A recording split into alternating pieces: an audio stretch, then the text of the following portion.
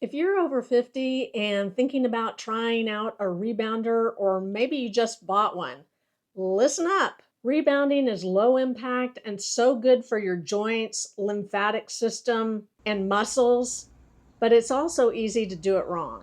Today, I'm going to show you 5 common rebounding mistakes that can actually hurt you or hold you back and how to fix them. I'm Wendy Kohlmeyer, and this is Pausing Time, where we talk about wellness, fitness, clean eating, and just aging powerfully over 50.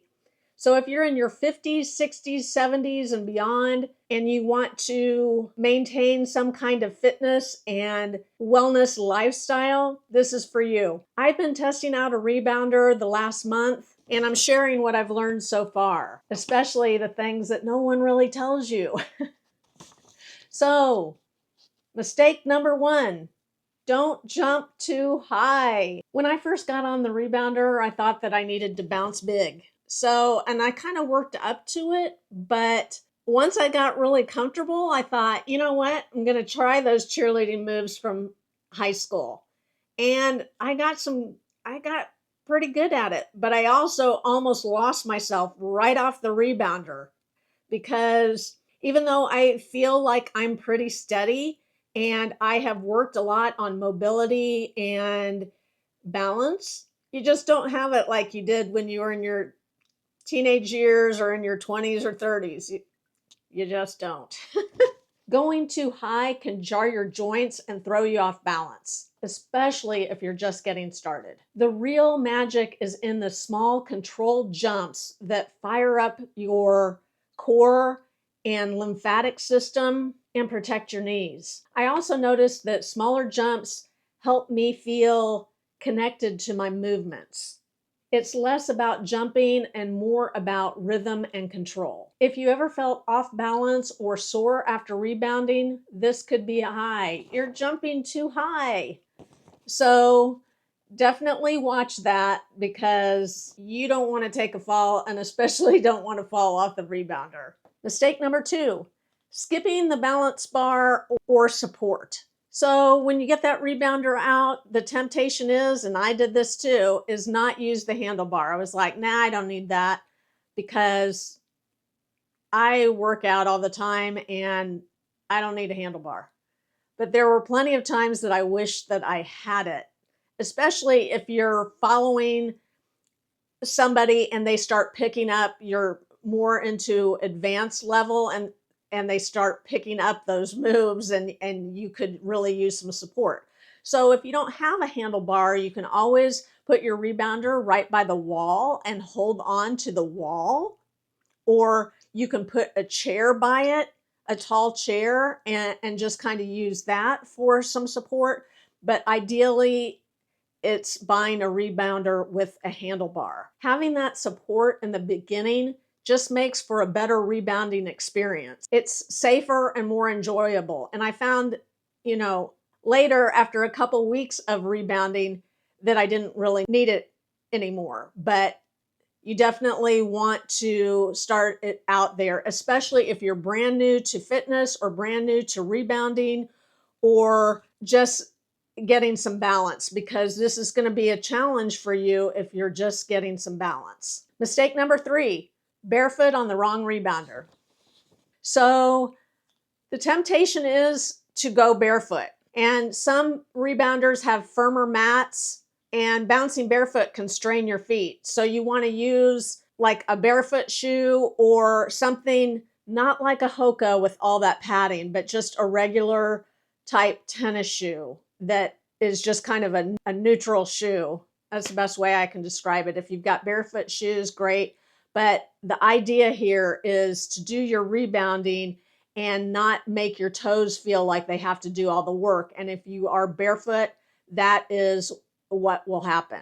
If you notice soreness in your arches, it could be from rebounding barefoot. But just get something that offers a little support. Mistake number 4, no warm up or cool down.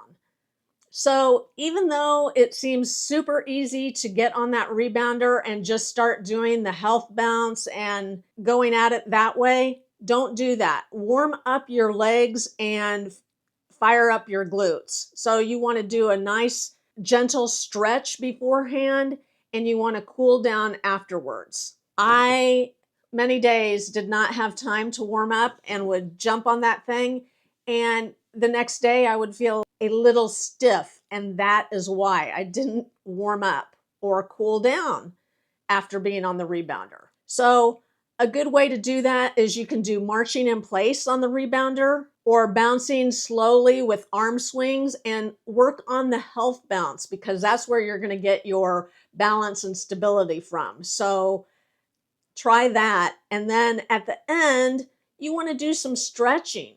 Not on the rebounder, you can do it on the floor or you can do it standing, but you definitely want to stretch out your leg muscles and your glutes. Do some shoulder rolls and some ankle circles, and that's going to help you a lot. Mistake number 5, rebounding every day. So, like I said, I went all in with the 30-day challenge, and I did not take a day to recover. And once we're in our 50s, 60s, 70s, 80s, we need some recovery time, because you will burn yourself out, and you don't want to do that. You want rebounding to be fun, and you want to stay consistent with it. So aim for 3 to 4 times a week and mix in some walking and strength training. Listen to your body. Some weeks you'll be able to do more, and some weeks you'll want to do less. And there's nothing wrong with that. You don't need to be perfect. You just need consistency. So, bonus tip, watch your form. Shoulders relaxed, knees soft, and core engaged. Picture yourself floating, not stomping, and stay present in the movement. Even if you need to spend like 5 minutes just focusing on form, you want to do that, but you want to keep your knees soft. Very important. Rebounding is such a fun way to stay active that I hope you learn from my mistakes that I made early on, and you nip it before you make those same mistakes and you decide that you don't like rebounding. Because if you saw my 30-day video, I'll link it right up here. I did have some mixed feelings about the rebounder, and a lot of it, I think, was due to the mistakes that I made. So I have corrected those and still gotten on the rebounder, and I love it so much more.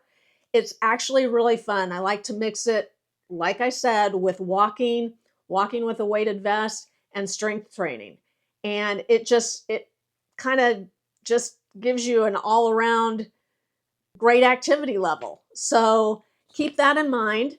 And if you've made it this far, don't forget to like and subscribe to my channel. Are you just getting started with rebounding, or are you thinking about trying it? Comment below in the comment section and let me know what you're doing. And I will put the link to my rebounder in the description below. And let me know if you have any questions. See you next time.